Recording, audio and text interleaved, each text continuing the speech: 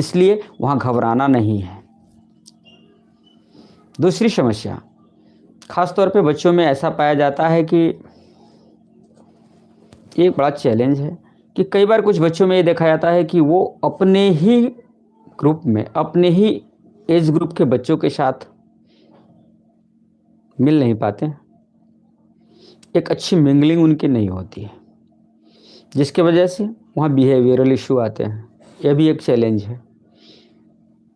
इस चैलेंज को हम कैसे सुधारें और इस पे इम्प्रूवमेंट कैसे हो सकती है?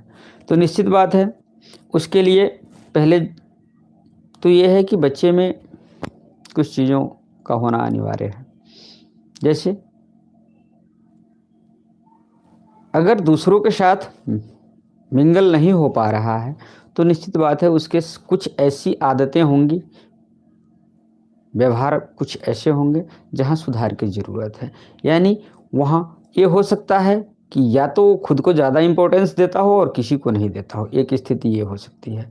दूसरी स्थिति ये हो सकती है कि वो खुद को बहुत ही कम इम्पोर्टेंस की समझती है या समझता है बच्चा, और अपने दूसरे साथियों को अपने से ज़्यादा बेहतर स्थिति में वो हमेशा समझता है, जिसकी वजह से उसके साथ उसे मिंगल होने में एक हिचक होती है। तो इसे आप ऐसे दूर कर सकते हैं कि आप अपने मन में ये बनाएं कि मुझे औरों के साथ एक हार्मोनी बिल्डअप करना है।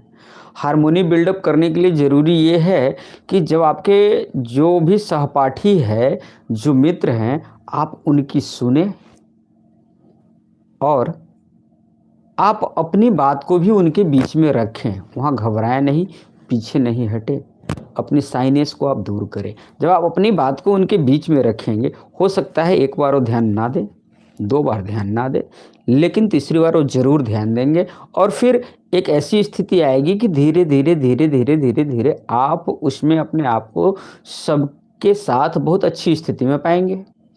तो ज़रूरत यहाँ यही है कि पहले आप एक मनोदशा ऐसा तैयार कीजिए जिसमें दूसरों का महत्व समझिए, उसे इम्पोर्टेंस दीजिए, उसके लिए आप स्पेस क्रिएट कीजिए और साथ ही अपने तरफ से ये भी प्रयत्न कीजिए कि आप उनके बीच में अपने विचारों के साथ उतरिए।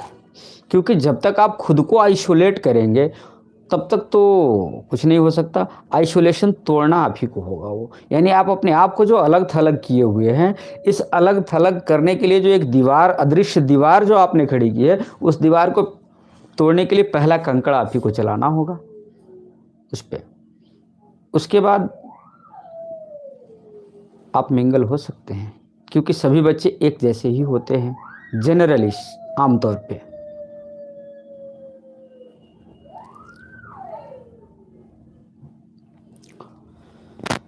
इसके अलावा कई बार ऐसा होता है कि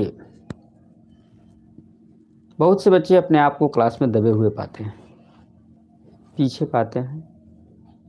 उनके मन में एक अपनी विचार होती है कि मैं औरों के जैसा नहीं हूँ, मैं औरों के इतना इंटेलिजेंट नहीं हूँ, मेरा परफॉर्मेंस औरों के इतना बेहतर नहीं है, तो मैं उनके साथ एक बेहतर स्थिति में खुद को नहीं पा सकता, इसलिए मुझे उनके साथ होना भी नहीं चाहिए। ये एक बहुत बड़ा इन्फीरियरिटी कॉम्प्लेक्स है। इस तरह की हीन और खिन्न भावना जो है अपने अंदर ना बनने दें। जब भी आपके अंदर इस तरह की हीन और खिन्न भावना बनती है, उभरती है, खुद को आप ऊपर उठाएं, अपने आप को उत्प्रेरित करें, एक ऊंची छलांग लें, आप ऊपर उठें कि नहीं, ऐसा नहीं है। ईश्वर ने मुझे भी उन सब के जैसे ही बनाया है, तो मुझ में भी बहुत सारे ऐसे गुण हैं जो उनके जैसे हैं। मुझ में भी बहुत सारी ऐसी खूबियां हैं जो औरों को अच्छी लग सकती है और मेरे मित्रों को भी अच्छी लग सकती है, जिसके वजह से मैं उनके साथ मिंगल कर सकता हूँ या कर सकती हूँ। यानी अपने आप को आप कॉम्पिटेंट इनफ बनाए भी और उसे यथार्थ में समझे भी। बनाए भी कहने का मतलब यह है कि अगर आप उतने कॉम्पिटेंट नहीं हैं तो मेहनत करें, कड़ी मेहनत करें और अपनी क्षमता को विकसित करें। और अगर हैं तो उसे पहचानें और उसके आधार पे आप कदम उठाएं।